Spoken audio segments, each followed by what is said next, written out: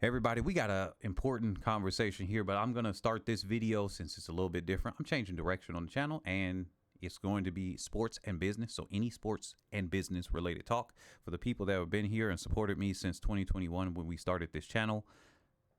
I thank you. Many of you are not going to be interested in that. So we'll see you later. For the other people that are, that is ultimately what I want to talk about, because business or just economics in general, growing better for our lives, no matter the economic situation, that's where I'm going here. I always have a business slant in the videos. I'm only going to have sports specific, maybe like track and field, maybe 5 to 10 videos per year dealing with that specifically. Other than that, any other video is going to be using athletes as the moniker or other situations to talk about the business and growth in our own lives. So if you guys like that type of content or maybe interested in that, continue listening. But if not, hey, you know what? It's been nice to have you here, and I do appreciate everybody that has subscribed. So with that being said, I'm Nick, your host, and this is Head and Shoulders ATR, where we cover so many topics that are head and shoulders above the rest. But we're going to keep on saying that line, where we cover athletes' performances and otherwise that are head and shoulders above the rest. And, you know, we have a couple of situations. I'm going to start with this right here. Let's look at this right here. Now, here is Bianca Knight. And she was saying, what exactly do they plan to do on this track, relays, or just straightaway stuff? Now, I have responded to Bianca Knight on this one because I kind of disagreed with her overall sentiment here, because they're like, hey, if they're able to, you know, get people to come over to the pin track, that would be great. But Ray also said, I need to know who in these board meetings making these decisions. Now, this is what kind of got me here. She said, this is crazy. That track is not a place for a, quote, real meet. Fun, historic, relay vibes, yes. An actual professional meet, no. And so I responded, that's the point. It's not about a, quote, real meet. I would personally host things for the end consumer while balancing athletes. Oregon doesn't even have a full stadium, yet they have Nike contract and the designated spot to host track meets all the time. So what I am saying here is that Grand Slam track is different than USATF, basically different than World Athletics. They're going to do things that they can. As you can see, they got rejected by UK Athletics because they said, we don't want to take a risk. We already lost like $40 million hosting these Diamond League meets. We lost too much money already. And that's a very big eye opener. I was telling people that they're not making all this money in these Diamond League meets. And there go UK Athletics. I should bring that up in a second. And they said, we're not making money. And didn't I tell, wow, that was very interesting. I have no idea why that was just fell off of there. Yeah, something fell off of my mic and you guys just heard that. I'm not going to re-record that, but yeah, the thing that holds my mic up just kind of fell apart. Hey, it is what it is. With that being said, now we kind of just said, yeah, I was talking about UK Athletics. I told you guys about Diamond League, YouTube not being profitable. Okay, they don't want to show you the revenue here. There's certain things that people do. As somebody that's been broke most of my life, you know, at least I know when people or companies don't really have the money like that, or when even cities don't have money like that, they start doing weird, wacky things. And then it's like, yeah, there's going to be a recession here or a depression here that hits. I remember seeing that when they were just building up these weird mall area and nobody was buying no nothing. And then I said to my ex, I said, yeah, it's going to be depression. That's how you know. If your business is going through that, you got two options. This is what I'm going to show you with the WNBA. They got basically a sugar daddy in the NBA to fund them. They've been here since 1996 and they are still losing money. if you got unlimited funds, aka the NBA, kind of fronting the bill for you, and a lot of them say the NBA is not covering us, then where's this $40 million loss? The commissioner, as many of you know, I'm going to get to track and field in just a second because this is very important. The commissioner said back in 2017 or 2018, we lose $10 million on average with the WNBA. It's been a long time since then. That was 2017 or 2018. This is 2024, and they are still losing money. They're set to lose $40 million. $40 million. 1996. This is not 10 years later in 2006. This is not 20 years later in 2016. Because they say, some startup companies, getting fronted by everybody, they can still, do things. They would be defunct if the NBA didn't really do a lot of the funding here. I could go through the article and go through that, but I'm not really going to go too much further than it says NBA owns nearly 60% of the league. If you combine that with the NBA owner's personal stake, so that's another 15%, 75%. So basically, the vast majority, even at 60%, is owned by the NBA. So it don't matter. And they keep trying to push Caitlin Clark. That's just really not going to work. A lot of hype. They're wasting money too. It's Angel Reese and everybody knows it. But this is what they do. Now, going over to World Athletics. Let's show y'all what happens. Okay? Grand Slam track has a limited amount of money right now. It's kind of like an experimental thing. And they're putting it like, hey, we got like 30 million. And we're going to do it here. And so everybody doing a little head cannon about, hey, they're going to be defunct right here. They didn't even have their first track meet and y'all already predicting them to lose. What is your incentive to predict that they're going to lose right now? Obviously, many track meets do not even fill the seats in the stadiums. Matter of fact, I'll get there right now. Let's zoom past this right now. I want to show y'all something because if we're looking at World Athletics and all of these as an example, let's take that to our lives as I'll get into that in just a moment. The revenue is $54.9 million. Okay, that was in 2022. Right. And then they got these things where they're trying to expand it and they got those distribution grants and all of those things. Great. Now the expenditure, which means they can cut down on some of the grants and all of those things. But I'm going to show you guys where some of the expenditure ain't going to be able to be cut down. And that's going to be on the next one. I like these graphics here. They show you the expenditures, the expenses, $72 million. You don't need to be good at math to be able to tell that this is a $22.1 million deficit in 2022. But wait, folks, don't forget. Now, after that deficit, they still had $46.1 million in cash reserves. Hey, great. There you go. Okay. That's great. Now, they did charge Russia some money, so they got a little bit of extra money from Russia and everything like that. So that's part of that. But let's look at 2023. I think it gets better, guys. Oh, wait a minute. No, it doesn't. Revenue went down by 700,000, so 54.2 million, but the expenditures went down by 1.4 million.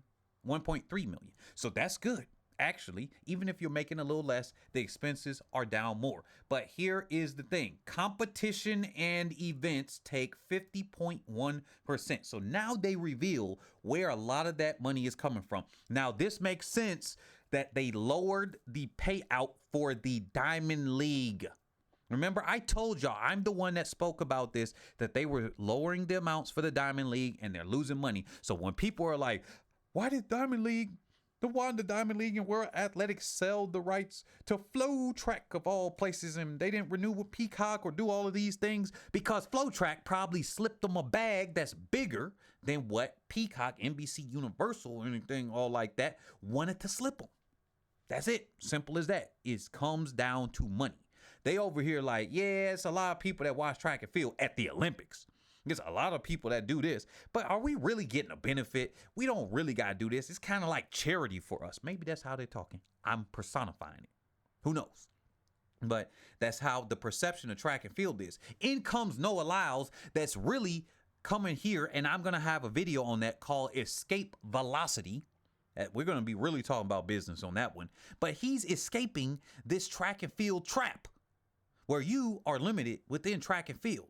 He's going above, and if he could bring some other people with him or some other people want to go in with that, come on, get that drama going. He can't do it by himself. Just like with Sha'Carri, everybody want to say, we humble over here in Jamaica. We humble over here like that. No, actually, no, you're not. Really, people be doing a lot of trash talking, but the athletes may not do as much themselves. But even Usain Bolt wasn't fully accepted when he was trash talking a little bit, not even that much, but a little bit. And people want to have their pride and say, oh, this ain't a real track meet. Just like other people want to have pride and say, well, we are humble people. We just come up from here. But if your organization losing all this money every year, why don't we do the mathesis on world athletics? They're at another 20 plus million. Well, wait a minute. Oh, my math was a little wrong. It wasn't 22 million, but 18, whatever. 18, 17, whatever. They're basically at a 15 to almost $20 million deficit year over year after year. Who knows what happens this year, right? When they report the numbers next year. These are what they have to do to let y'all know, hey, this is what we're doing. Administration, that's 9.5. That's a lot of money to the administration out of that. But you could say, no, maybe not. But okay, can they afford it? Hey, they got cash reserves. They got that cash reserves from somewhere. So at some point, they're going to stop distributing these grants to grow. They're growing. Africa gets 34%. Europe gets 33%. You see that growth down here. They're investing a lot in Africa. Will that pay off? Will the money that they put in Africa pay off for them later? Because is that a market where the money makes sense for their sponsors? See, organizations are trying to think like that, and they're like, well, you know, all of these other groups that are investing in Africa is being built up. China's coming over here doing this. So we're looking for the next 20, 30, 50 years. We're trying to look at that, and hopefully we're around at that point. You know, most likely they would be, and that's what they're thinking. That's what I would say. Now, let's look over here. USATF is doing much, much better, right? Much, much better. USATF posted $37.9 million, up from $33.7 million that they had in 2021. So this is for 2022, but they also had expenses of $44.7 million. So they lost $6.7 million. Okay. And in 2021, they only lost because that was because of the COVIDs and everything. So the expenses were way down, was basically $500,000. So, yeah, now they did bring in that, you know, USOPC generates $357 million, which is 10 times USATF, which is the U.S. Olympic and Paralympic Committee. But then they also profit $61.7 million. So they basically like a 10x revenue and basically 10x, 9x, whatever, in profit. Nice. Now, if you don't believe me, here's the tax information forms. You can go to their website. Here it is right here. Let's kind of go to the next page. You can see their expenses and everything, middle of the page on the left side. I put it up there for you guys to screenshot if you want to look at those right there. Now, let's go back and put this into context since, you know, people are, you know, have their opinions about this. Let's go over to Race, Twitter. Now, may she rest in peace. Let's go over to Ray's Twitter. Perspective on Sprint on Netflix and producer objective. We'll read Michael Johnson in a second. I just saw that. There was something that he posted that I saw here. Allegedly, all of GS track meets will be streamed via YouTube on Sidious Mag YouTube channel. I'm not totally mad at that. Makes it very accessible to watch the meets, so that's a win. But let's do some basic math. Okay. Here it is. Here's the people coming up here.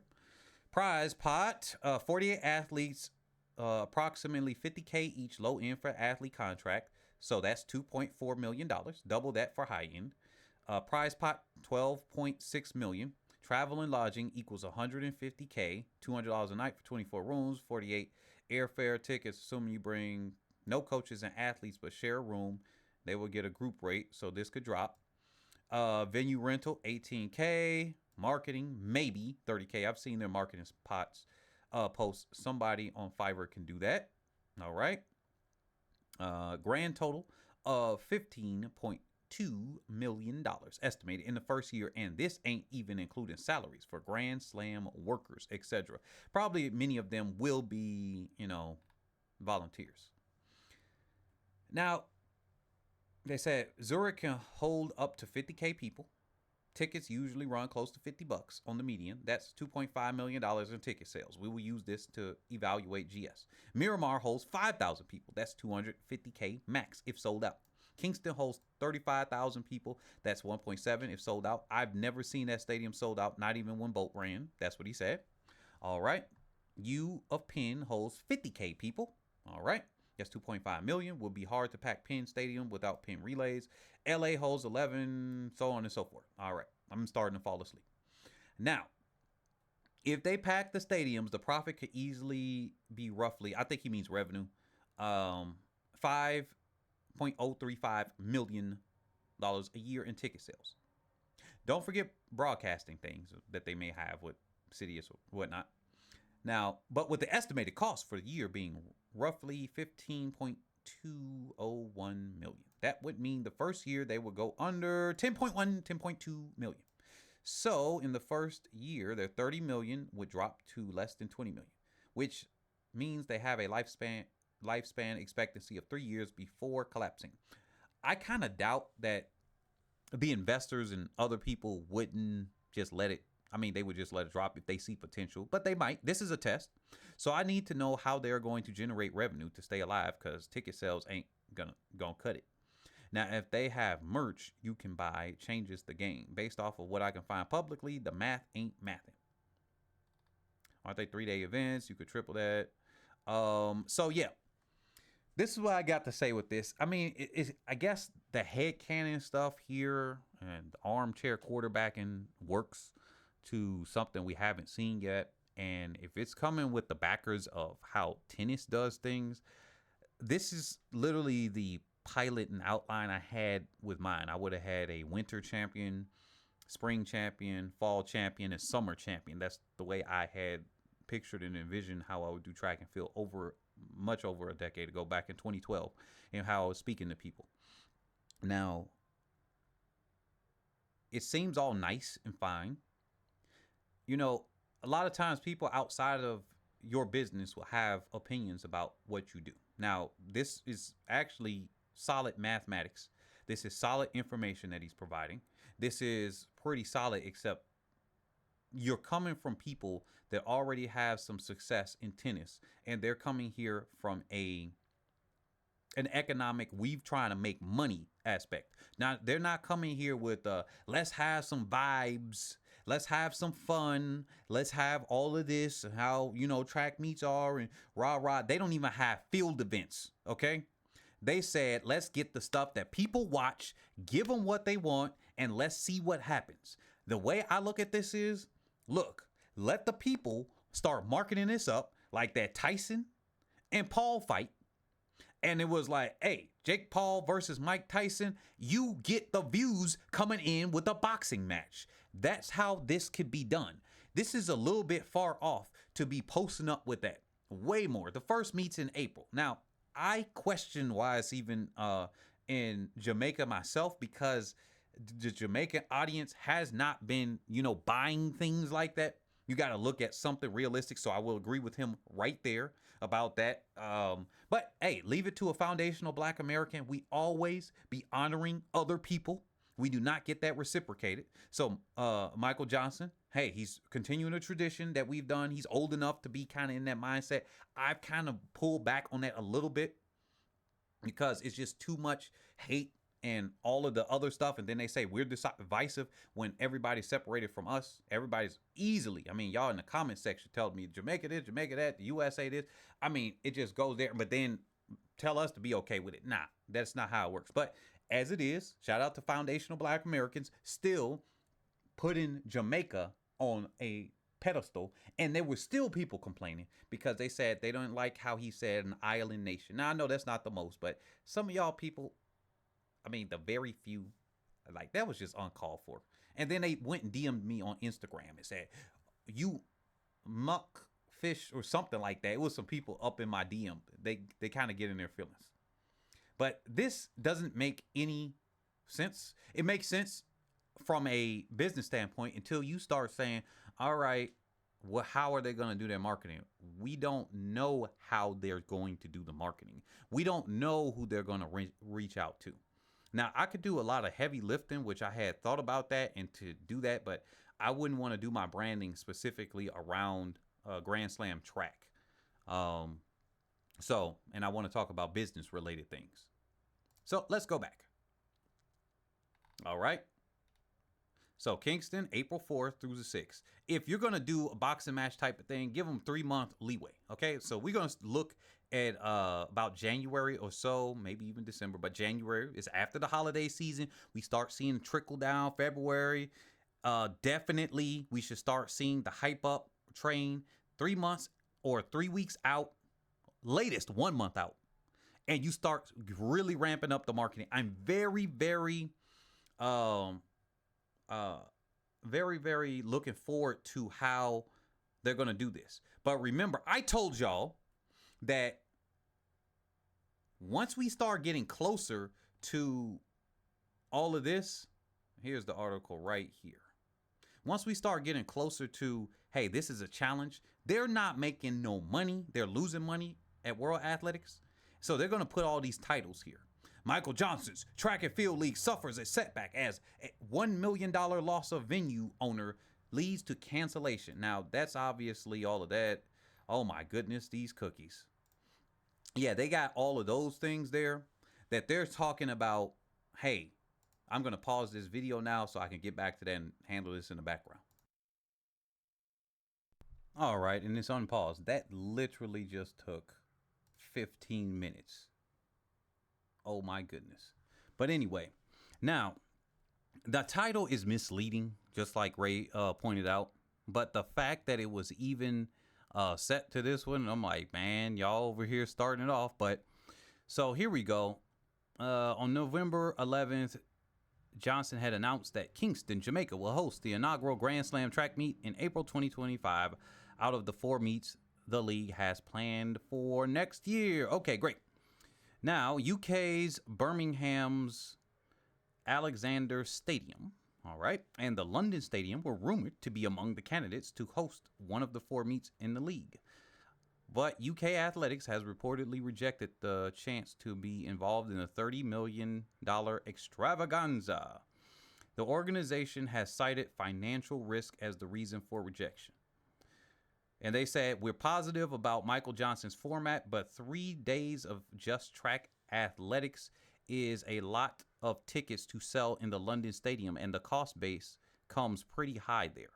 They did approach us, and we had a really good discussion with them. We would like to have a bigger, more comprehensive events portfolio, but we want that built on a strong foundation, on strong foundations that are sustainable. Okay? UKA's chief executive Jack Buckner said, as reported by The Guardian. Okay. We are also conducting a feasibility study into a bid for the World Athletics Championships. We understand that the next one is available in 2029 and then potentially 2031, Buckner further added. But where does the loss stem from? Okay. Now, this is basically a shot right here saying, yeah, World Athletics, yeah, we trying to be on their good side. Yeah, we're going to say this other stuff, but World Athlete, we don't want to be on their bad side. Like, if we're going to go to you guys, Michael Johnson, look, if we're going to do it, we need a bag. We need something that says we're going to make money. In 2022, UKA lost $1 million, 80,000 pounds, 800,000 pounds in one day when it hosted the Diamond League in Birmingham, 2022. And another 500,000. Oh, did I say 40 million or something like that they lost? Man, I had the number way off. But anyway, 500,000 pounds. So 632,000 by staging the World Indoor Tour in February 2023. So they loss after loss. Lost 2022, loss in 2023. They said, look, we got PTSD right now from these losses. We can't handle another loss.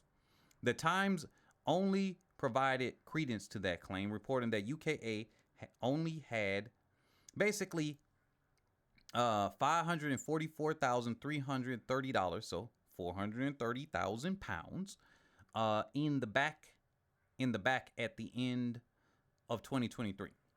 So yeah, basically that's how much they got left over. They ain't got too much money left over. We can't handle another loss, is what they said. Okay, they got this much and they lost this much. Okay, so they're like, look, we cannot handle another loss. Literally, we can't handle another loss. Okay, so it's no wonder that despite securing $30 million in sponsors and having $12.6 million total in prize pool, UKA doesn't want to risk another financial disaster. We don't want to, gamble is too strong a word, but if you don't get an event right and you don't budget for it properly, it can lose a lot of money quickly, which is what happened historically. They would know, Buckner said, referring to losses incurred earlier. Meanwhile, on November 13th, now I'm glad that these articles are coming out because it's kind of revealing, hey, where's this money going? How come they can't get the eyes here? What's up with the sponsors not wanting to put stuff out? Y'all not having the right people up there to do these things. You're not having the people that are interested enough. Y'all really not letting the meets be known like that. And this is in Europe. Okay, this is in Europe for all the people that are out there saying, well, you know, track is a European sport. Okay, London, this is just them. Think about the other meets. This is just them. Remember, World Athletics lost money. World Athletics is hosted in Europe, founded, headquartered, Europe. And yet, UK Athletics, they like, look, we got our asses kicked. We lost money too many dang times. Okay? They lost $1 million in 2022 at a meet, at hosting a track meet Diamond League. Well, Diamond League ain't producing diamonds for them. It's producing hot, cold lava. Hot, cold, a black hole. Then they did the World Indoor Tour, which is the other league. That's the World Athletics Continental Tour thing. That's the World Indoor Tour. Continental Tour is what it's called, indoor. But they did something different from that. And they still lost another $600,000 dang dollars. They went on loss for loss. But hey, looks like they're starting to win some money now. But I wanted y'all to know this. I am glad that this is being more exposed out there. Because if it wasn't for Grand Slam track, a lot of these conversations wouldn't be being had. So when they say, hey, it's not that much money for the athletes there, I guess they tell the truth because they over here losing money. You up the athletes even, remember, it's two genders for all of this. So you up the athletes on one side, you know they're going to cry about the other side. Most likely, if anything, they'll say, well, you know, women got to get paid more, and then they'll just brush it under. But that would be a horrible thing for the fans and viewers. I swear, I think that would have a lot of dudes cut that thing off if that happens. Either one of the genders, right? So you do one gender, you got to do the other one. So you got to increase the prize pool by $2,000. Remember, $2,000. That's for the winner. And then maybe you increase second place. That stuff starts to add up because you increase the prize pool for what? Just one event and not the other ones? What they should do, maybe they should have some events paid more than other ones because I don't know. Maybe that's what they need to do. Hey, anyway. Okay, they said, however, good news is, okay, meanwhile, November 13th, the UKA announced a loss of 1.2 million pounds for the financial year up to the end of March 2024. Dang, they still losing money. Dang. However, good news, okay, is that it's down from the 3.7 million reported last year. Okay, so they lost 3.7. Hey, they do it a lot better. They got 2.5 million less in losses, so I guess they bringing in more revenue or something, with the governing body projecting a loss of 250,000 pounds for next year and break even position 2025, 2026. Okay. We're going to see. We going to see. But right now, they stacking on loss on loss on loss. all of this that World Athletics is doing, they over here telling the countries, because countries donate to them, the investors, all of the sponsors, they like, look, just bear with us. We did our extreme different marketing campaign when Sebastian Coe took over back in 2012 and everything. We voted him back in. He's doing some good things. We just got to take some losses like Amazon. We got to take some losses like the WNBA for a short time, and then we're going to turn that around, right? So this is where it comes from. I don't need to read the rest, and let's put this on the screen now. Just the logo. How does this translate to us? If you're out here and you're having a business, you're able to see how World Athletics is handling their losses. You can go to their financial statements and you can look yourself. USATF, you can look yourself. You can see what some of the moves they're doing. While many people may not like it, they like, look, Nike over here giving $20 million, so they over here doing this. Now, I'm one of the people saying, hey, that's maybe holding them back, and you should have just said, hey, everybody, come up in here. Yeah, we might have had guaranteed, quote unquote, money, but we need to have some more options about what we're doing. How about we have, this sports drink company here, this thing, let's start having them sponsored up like NASCAR up on some of the uniforms and everything like that. So now we can start having some more money brought in instead of just this saying, hey, look, Nike bringing in 20 million extra a year or whatever it is. I believe the number was 20 million and whatnot. So, yeah, that ain't good enough, man. And that's darn near, that's more than half the budget when you look at it.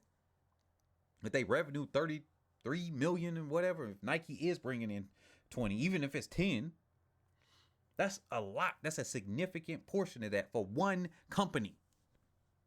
And then you're hosting in Oregon that's not even a full freaking stadium. When you talk about a, quote, real track meet, okay, University of Oregon ain't a full stadium. So why aren't you packing it somewhere in Texas? Somewhere where people are. Atlanta. Nope, we're going to have it in Oregon, of all places, because Nike. Yeah, that's where we're going to have it. Places that aren't normally popping, but we going to have it popping for this. Okay, great. You know what? That could work. You got places where people make their decisions. Okay, how y'all bringing in money? Because if it don't make any sense, then y'all got to do something else. So track and field, I hope, gets torn away and Grand Slam track does well. That's my hope. I'm holding my judgment until they start hosting track meets and it gets closer and I see it. Because right now I'm over here like, oh, I got a little bit off topic right there. We're talking about how this is relating to us and our businesses. Well, if you're out here and your business isn't quite doing well, you got two options, just like USATF, just like World Athletics and everybody here. You got to either make money faster or reduce expenses. Oftentimes, it turns out reducing expenses isn't necessarily the thing to do, but it could be more practical. Because if you reduce expenses, let's say that you got to do marketing because you're not good at organic. Why are you not good at organic? Why are you not good at reach? Do you have to be a better storyteller? Is that something that you got to fix? Is it that you're not posting consistently? Myself is an example here, right? Is it something that you have to do within yourself and your business that you're having as a small business owner or entrepreneur or somebody that is part of an organization? You're on a sales team or something. Are you getting past all of the people that are like, hey, I'm digging for no's and finding a yes? Is that what you're doing? Are you digging for the no's in the ground and finding the yes? Just like anybody would dig for gold in the ground and digging through the dirt in the ground, digging through the dirt to get the gold. You got to dig through the nose to get the yes as a salesperson. You got to dig through the nose to get the yes as a business owner for a product or service that you're selling. Are you doing the work? If you don't have good organic reach, it's because you're just not good at storytelling. You're just not good at communicating. Something like that. You're not good at being able to get the point across the way you think you are. So therefore, you're spending money in order to get those views and everything like that versus being able to do the views or getting the reach that you need, getting the engagement that you need based on whatever it is. If you're selling pink flippers, maybe pink flippers isn't a big enough audience, and what I'm saying is not going to apply as much, but you could have a niche like that and make a snot nose amount of money. There is one of those.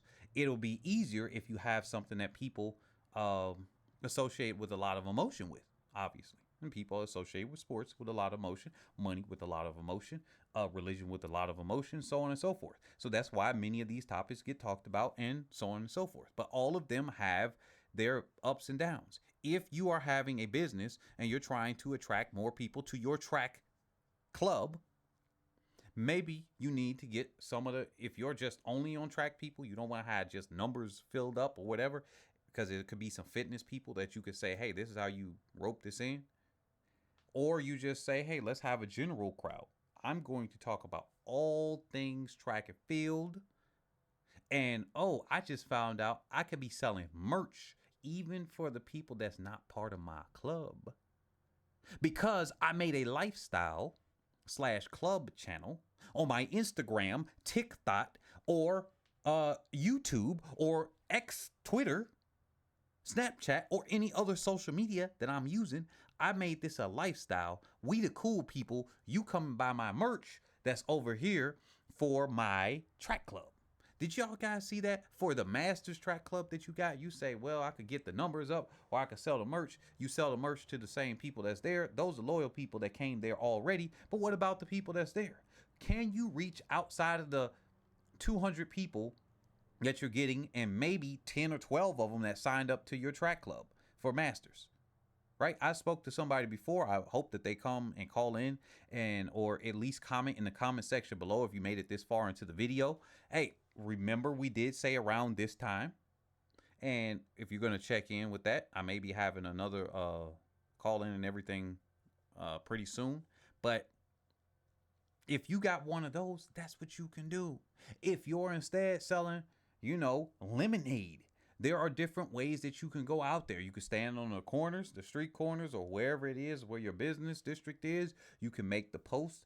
Why is this lemonade better than all the other ones? Hey, look, it's cool, man. Shoot, I look good drinking this. Do y'all see this? Glop, glop, glop, glop. Man, I'm over here. I got my shirt off and all the hoes stop breathing and I'm drinking this lemonade. Look at this. I'm out here. I'm just hiking, drinking this lemonade. I'm over here. I'm at the beach drinking this lemonade. I'm in the car. I'm just drinking this lemonade. I'm on the couch with the lemonade. See, it's different scenarios and different circumstances that you could just have this lemonade with. You could have a couple of jingles and rhymes that go with that can make it even easier to reach out to all of them. Every time it shine, you got to think of your mind. Hey, lemonade is the one that's mine. Hey, you just think of something like that and boom, anything could be popping off. These are different areas for different marketing that you can do. But the number one thing that you got to look at, going back to that and wrapping this video up, as I'll have it a little bit more organized and concise on another one. This is more of somewhat of a rant video that happened to have elements of the business in there. What you need to do is to develop the message that you have, create the storylines and the communication that you have around that. If you're selling a fragrance, if you're selling your club, what makes that better? What makes that different? What makes that want people to associate with that? That's the question that you can answer so that you can solve an issue that people may or may not know that they have. If somebody's not going to join your track and field club, Masters Club, you can still offer them through your storylines and narratives and your lifestyle brand, the fitness that they can have. You have affiliate links to things that they do because you're showing them some of the drills that they have and say, hey, did you guys know that, a lot of people got this perception out there, the track and field is all like that. But guess what? You trying to get buff, you trying to get faster, you trying to be healthy just in general. Hey, why don't you sprint and get some of these elastic bands right here? See, you don't need to do that. You could do this thing called a crab walk. You guys got back pain or anything like that? Look, I got this crab walk. I got the band up here. I'm going up and down these stairs like this. Hey, matter of fact, shoot, man, I got a couple of these right now. And you just drop a link. You give them a story with that. You give them all the thing. Man, I used to have some back pain. And then, shoot, I know I found this through track, but man, I did a couple of crab walks and my posture fixed up. My hips was doing all right. You know, you strengthen your legs. Yes, man, it kind of felt a little bit kind of like, man, I never knew you can kind of basically squat with a band on and kind of walk. But when I did it, the pain kind of went away. So if you got some pain, sure, I suggest you guys get that. Oh yeah, look, here go this link on Amazon right here. You guys go ahead right there. Here's a thick one. Here's a thin one. You want to go with the thick one because of X, Y, Z. And you then you go into the narrative. That's the type of thing there. So if you guys like that, I'll go into more detail. If not, I'm still going to go into more detail because I hear now a little bit about this and then I'm out. I'm going to find out what message is going to reach there, but I want to talk about sports and business, and I'm going to get better. At least that's the objective here, to get better at blending both of them together. Today was more of a rant. Even when I got here, you guys know I ramble a little bit sometimes, so I got to get better at that, and I got to be able to merge both of those together because I want to be able to positively reach people that want to make more money. That's it. Hey, you got money problems? Hey, this is the place we go in here so that we can fix these money problems. Talk to you guys later.